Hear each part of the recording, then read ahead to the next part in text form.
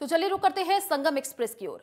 26 जनवरी को अंबाला में गणतंत्र दिवस कार्यक्रम में गृह मंत्री अनिल विज मुख्य अतिथि के रूप में शिरकत करने पहुंचेंगे, जिसको लेकर आज फाइनल रिहर्सल की गई। रिहर्सल में तैयारियां जांचने अंबाला की डीसी प्रियंका सोनी पहुंची, जिन्होंने राष्ट्रीय ध्वज फहराया और परेड की सलामी ली।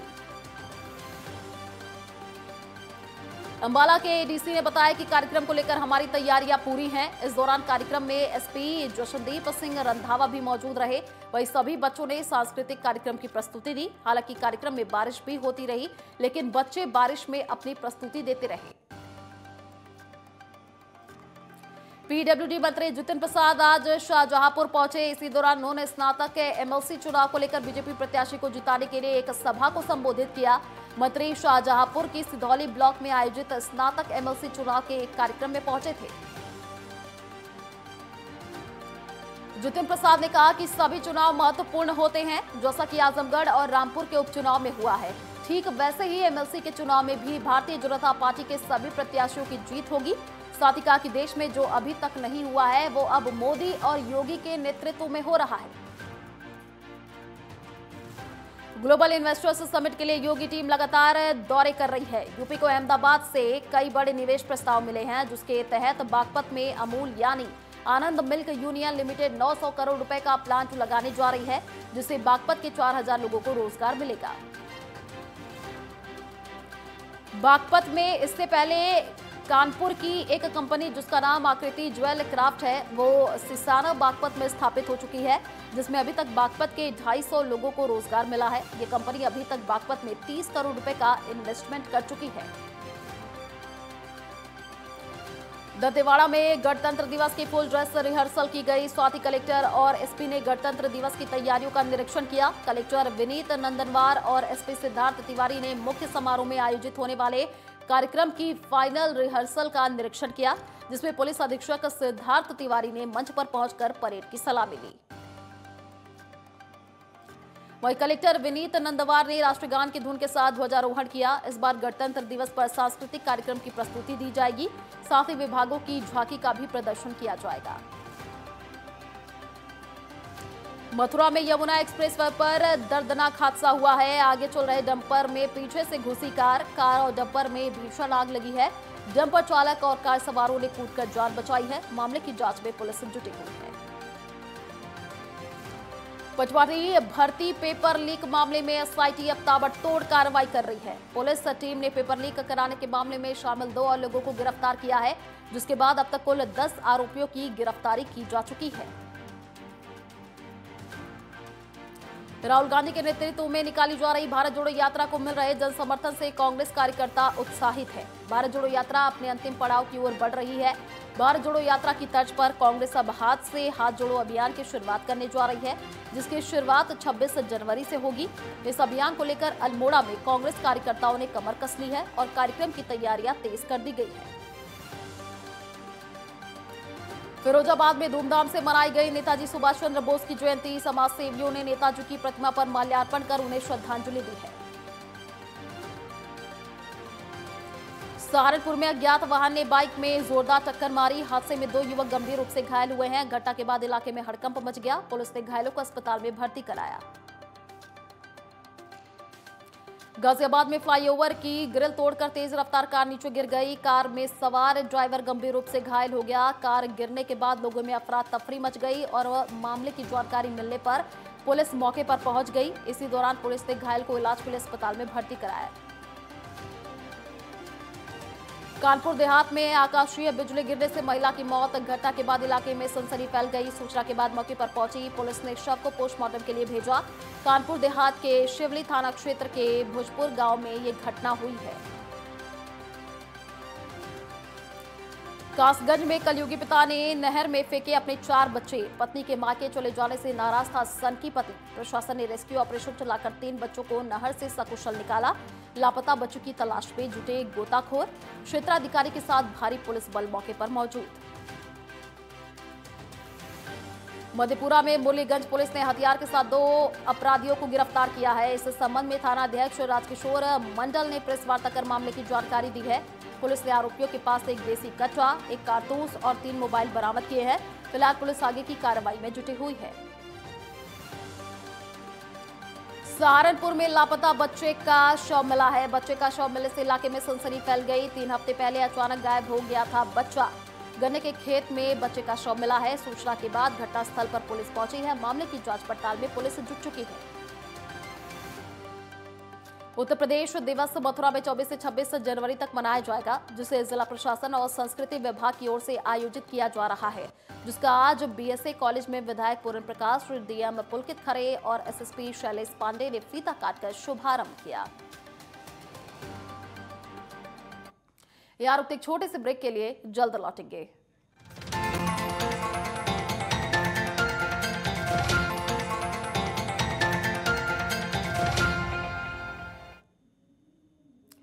ब्रेक के बाद आपका स्वागत है। चलिए रुक करते हैं अगली खबर की ओर। सहारनपुर का चकवाली गांव आजकल अलग ही चर्चाओं में है। इसका कारण यह है कि यहां के युवा प्रधान प्रतिनिधि नकुल चौधरी ने अलग पहल करते हुए पर्यावरण को बचाने के लिए तालाब को भारत के नक्शे का रूप दिया है।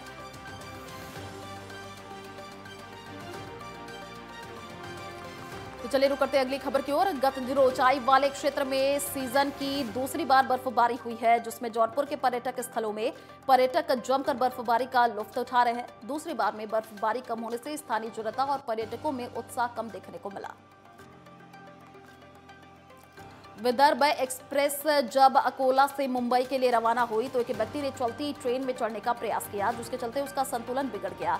वहीं ड्यूटी पर तैनात कर्मचारी विलास पवार ने बिना देरी किए सतर्कता के साथ उस व्यक्ति की जान बचा ली और उसे ट्रेन में जाने से बाहर खींचा। वाशी में छात्रों की रचनात्मक अभिव्यक्ति को प्रोत्साहित करने के लिए शिक्षा मंत्रालय देश भर के स्कूलों में विभिन्न गतिविधियों का आयोजन कर रहा है। वाशिम जिले सहित देश भर के 500 केंद्रीय विद्यालयों में पेंटिंग प्रतियोगिता का आयोजन हुआ। 11वें ज्योतिर्लिंग केदारनाथ धाम से जनवरी माह शुरू होते ही बर्फबारी का दौर शुरू हो गया है। बर्फबारी लगातार होने से पुनर्निर्माण कार्य पूर्ण रूप से बाधित हो चुका है। बर्फबारी अधिक हो जाने से मजदूर धाम से वापस आ गए हैं। धाम में करीब 3 से 4 फीट बर्फ जमी हुई है, जिसके चलते पीने का पानी, विद्युत संचार और सभी व्यवस्थाएं चरमराने लगी हैं। केदार घाटी में बादल छाने से ठंड बढ़ गई है। तापमान में गिरावट दर्ज की जा रही है। हिमालयी क्षेत्रों में बर्फबारी की संभावना बनी हुई है। केदारनाथ, वासुकीताल, पवालीकांठा, मदमहेश्वर, मरनामाई तीर्थ में एक बार फिर बर्फबारी हो सकती है। 26 जनवरी को बसंत पंचमी के मौके पर भगवान बद्रीनाथ के कपाट खुलने की तिथि घोषित होगी। टिहरी के दरबार में कपाट खुलने की घोषणा होगी।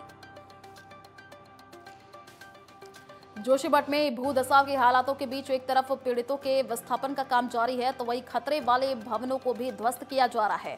इसी कड़ी में मनोहर बाग वार्ड संख्या 5 में भी क्षतिग्रस्त भवनों को ध्वस्त किया जा रहा है। भवनों को ध्वस्त करने से पहले यहां के निवासियों को सुरक्षित स्थान पर पहुंचा दिया गया है। जोशीमठ का तहसील भवन भी खतरे की जद में है। भवन की दीवारों पर दरार पड़ने लगी है। तहसील परिसर में साल भर लोगों की आवाजाही रहती है। वहीं इन दिनों तहसील परिसर में जोशीमठ हालातों को लेकर लोगों का धरना प्रदर्शन जारी है। प्रदर्शनकारी भी दरारों को देखकर डरे हुए हैं। उत्तराखंड के पर्यटन मंत्री सतपाल महाराज अभी हाल ही में जोशीमठ का दौरा करके देहरादून लौटे हैं। अपने जोशीमठ प्रवास के दौरान सतपाल महाराज ने अधिकारियों को जोशीमठ आपदा को लेकर कई दिशा निर्देश दिए हैं। इसी दौरान उन्होंने कहा कि आपदा को लेकर प्रदेश और केंद्र की बीजेपी सरकार बेहद संवेदनशील है। मंत्री ने कहा कि प्रधानमंत्री नरेंद्र मोदी और गृह मंत्री अमित शाह लगातार जोशीमठ को लेकर अपडेट ले रहे हैं और हर संभव मदद का आश्वासन भी दे रहे हैं। सरकार का पूरा प्रयास है कि जोशीमठ में होने वाले विंटर गेम्स इस बार भी हो, जिसको लेकर सरकार प्रयासरत भी है। जोशीमठ में शासन प्रशासन की ओर से राहत कार्य जारी है। भूदसाव प्रभावितों को विस्थापित किया जा रहा है। इसी कड़ी में भूदसाव पीड़ितों के लिए मॉडल प्री फैब शेल्टर का निर्माण किया जा रहा है। सीबीआरआई के सहयोग से उद्यान विभाग की जमीन पर 1 BHK, 2 BHK और 3 BHK के मॉडल, प्रोटोटाइप और प्री फैब्रिकेटेड शेल्टर का निर्माण हो रहा है। उत्तराखंड में जिला स्तर पर कार्यकारिणी घोषित करने के बाद बीजेपी ने मंडल स्तर पर अध्यक्षों की नियुक्ति कर दी है। चमोली के नंदप्रयाग मंडल की जिम्मेदारी यशवंत बिष्ट को मिली है। नंदप्रयाग नगर पंचायत के सभागार में उनके स्वागत के लिए स्वागत समारोह का आयोजन हुआ। सितारगंज में पुलिस ने महिलाओं के लिए कैंप लगाया, जिसमें महिलाओं को गौरा शक्ति ऐप की जानकारी दी गई। पुलिस ऐप के जरिए महिलाएं ऑनलाइन शिकायत दर्ज करवा सकती हैं। कैंप में गौरा शक्ति ऐप प्रभारी ज्योति शर्मा ने महिलाओं को ऐप का इस्तेमाल करना सिखाया। देहरादून में शातिर लोगों के हौसले बुलंद हो चुके हैं। जिस कंपनी में वो काम कर रहे हैं उसी को चूना लगाने से बाज नहीं आ रहे हैं। मामला दून का है, जहां ऑनलाइन सामान की डिलीवरी करने की आड़ में डिलीवरी बॉय कंपनी को ही चूना लगा रहे हैं। पुलिस ने आजियो कंपनी को लाखों रुपए का चूना लगाने वाले ऐसे 4 डिलीवरी बॉय को गिरफ्तार किया है। बिजनौर में आए भूकंप के तेज झटके, 10 सेकंड तक भूकंप के झटकों से बाजार में अफरा तफरी मच गई। आज दोपहर 2:30 बजे महसूस किए गए भूकंप के झटके। ऋषिकेश में बदला मौसम का मिजाज, दोपहर 3 बजे से मौसम में बदलाव देखने को मिला। ऋषिकेश में तेज हवाओं और ठंड के साथ साथ हल्की बारिश भी हुई। अल्मोड़ा के वरिष्ठ पुलिस अधीक्षक प्रदीप कुमार के नेतृत्व में जिले भर में मादक पदार्थों की तस्करी के खिलाफ चेकिंग अभियान जारी है। इसी क्रम में पुलिस ने गांजा तस्करी के आरोप में 2 अभियुक्तों को गिरफ्तार किया है। अभियुक्तों के पास से 3 लाख से ज्यादा की कीमत का गांजा बरामद किया गया है। पूरे प्रदेश में आज यूपी दिवस मनाया जा रहा है। रायबरेली में भी यूपी दिवस पूरे हर्षोल्लास के साथ मनाया जा रहा है। इसी क्रम में जीआईसी ग्राउंड में भव्य व्यवस्था की गई है। 3 दिन तक चलने वाले इस कार्यक्रम में राज्य सरकार की योजनाओं वाले दर्जनों स्टॉल लगाए गए हैं। इसके अलावा कार्यक्रम स्थल पर भव्य स्टेज भी बनाया गया है। मिर्जापुर में सिटी क्लब में आयोजित स्थापना दिवस कार्यक्रम में पहुंचे बीजेपी नगर विधायक रत्नाकर अमृतसर ने कहा कि रामचरितमानस पर टिप्पणी करने वाले स्वामी प्रसाद मौर्य की बुद्धि एक तरह से खत्म हो चुकी है। साथ ही कहा कि दल बदलू व्यक्ति केवल अपना फायदा देखता है। आजमगढ़ में पंचायत भवन सभागार में चल रही बैठक में पूर्व और वर्तमान ग्राम प्रधान पक्ष के लोग आमने सामने आ गए। मौके पर हुई मारपीट के दौरान गोलाबारी में 3 लोगों को गोली भी लग गई। घायलों को आनंद फानन में उपचार के लिए अस्पताल में भर्ती कराया गया है। पुलिस ने इस मामले में 5 लोगों को पूछताछ के लिए हिरासत में ले लिया है। धार जिले में तेज रफ्तार वाहन अनियंत्रित होकर एक मकान में जा घुसा, जिसके चलते परिवार के लोग गंभीर रूप से घायल हो गए। वहीं हादसे में एक बच्चे की मौत हो गई। आक्रोशित लोगों ने बच्चे की मौत हो जाने पर सड़क पर जाम लगा दिया। बिजनौर में बदला मौसम का मिजाज, तेज हवाओं से मौसम हुआ सर्द। बढ़ती सर्दी से घरों में लोग कैद हुए हैं। मौसम की करवट लेते ही झमाझम बारिश शुरू हो गई। गणतंत्र दिवस को लेकर तैयारियां जोरों पर है। जबलपुर में भी गणतंत्र दिवस को लेकर खासा उत्साह देखा जा रहा है।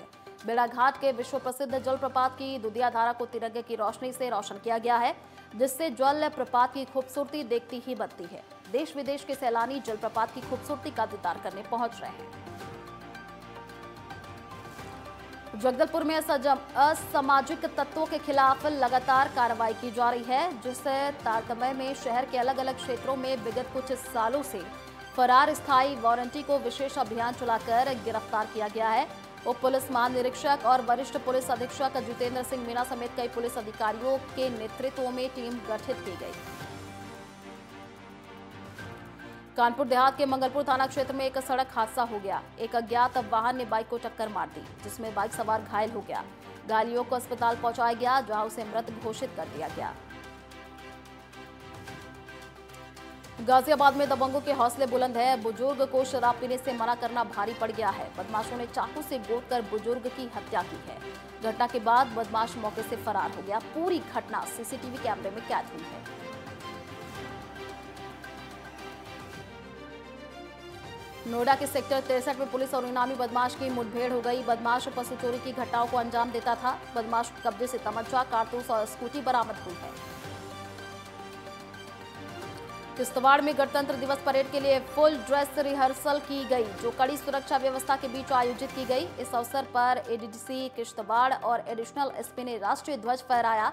साथ ही जेकेपी, जेकपी, सीआरपीएफ, सीआईएसएफ, जेकेएफ, होमगार्ड्स और कई स्कूलों की टुकड़ियों ने मार्च पास्ट किया। तो खबरों का सिलसिला जारी रहेगा। यहाँ रुकते एक छोटे से ब्रेक के लिए जल्द लौटेंगे।